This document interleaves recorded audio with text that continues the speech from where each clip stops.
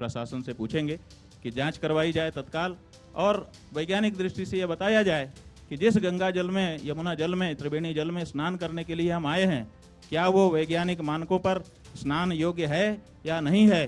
जल से स्नान भी किया है और उसका आचमन भी किया है। मेरा तो स्वास्थ्य खराब नहीं हुआ। कुछ लोगों ने दुष्प्रचार करने का एक ठेका सा ले रखा है। प्रयागराज में संगम की रेती पर महाकुंभ के आगाज में अब बस थोड़ा सा ही वक्त बचा है। 13 जनवरी को त्रिवेणी पर साधु संतों के शाही स्नान के साथ महाकुंभ की शुरुआत होगी और फिर करोड़ों श्रद्धालु यहां आस्था की डुबकी लगाएंगे। लेकिन इस त्रिवेणी के पानी को लेकर एक बहस शुरू हो गई है। बहस इस संगम के जल की पवित्रता को लेकर। आज तक के द्वारा आयोजित धर्म संसद में एक तरफ जहां ज्योतिष पीठ के शंकराचार्य अविमुक्तेश्वरानंद सरस्वती ने महाकुंभ की तमाम व्यवस्थाओं पर बात करते हुए त्रिवेणी के जल की शुद्धता पर सवाल उठा दिया और इस पर सरकार को भी घेर लिया, तो वहीं सीएम योगी आदित्यनाथ ने भी इस पर करारा जवाब दे दिया है। शंकराचार्य ने कहा कि वो प्रशासन से पूछेंगे कि क्या ये त्रिवेणी जल वैज्ञानिक रूप से स्नान व आचमन के लायक है भी या नहीं। इस पर सीएम योगी आदित्यनाथ का क्या जवाब है वो भी आपको सुनाएंगे, लेकिन पहले सुनिए कि क्या कह रहे हैं शंकराचार्य।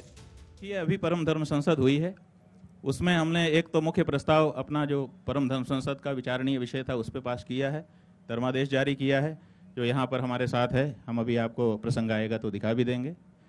उसके साथ कुछ प्रासंगिक प्रस्ताव भी पारित हुए। उन्हीं प्रस्तावों में से एक प्रस्ताव ये था, एक हमारे धर्मांसद ने ये प्रश्न रखा कि लोग यहाँ पर आए हैं स्नान करने के लिए, और अखबारों में, समाचार माध्यमों में बार बार ये समाचार कभी कभी आ जाता है कि एनजीटी कह रही है कि गंगा जी का जल, यमुना जी का जल स्नान योग्य नहीं है, आचमन योग्य नहीं है। तो इसमें सच्चाई क्या है, तो क्या होना चाहिए।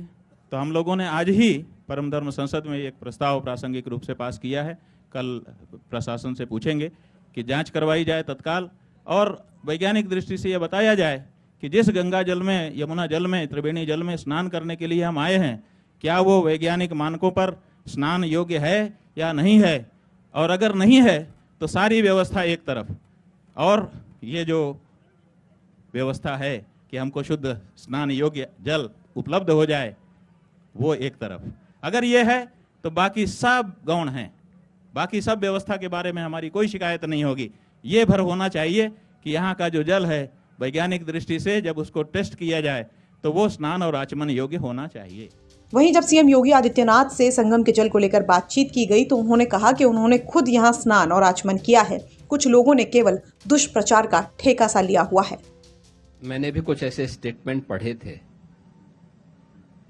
और इसलिए मैंने यहां पर आकर के कई बार, मैं पिछले 3 महीनों में एवरेज सप्ताह में एक दिन यहां का विजिट किया हूं, और मैंने यहां दौरा किया है। जब भी मैं आया हूं तो संगम के तट पर आकर के मैंने जल को देखा है, जल की मात्रा को देखा है, जल से स्नान भी किया है और उसका आचमन भी किया है। मेरा तो स्वास्थ्य खराब नहीं हुआ। यानी मैं नहीं समझ पा रहा हूं कि कुछ लोगों ने दुष्प्रचार करने का एक ठेका सा ले रखा है। इससे पहले कभी भी हो सकता है कि उससे पहले कब क्या था, लेकिन मैं कहता हूं स्वतंत्र भारत में संगम में इतना व्यापक पैमाने पे जल की राशि देखने को नहीं मिली होगी।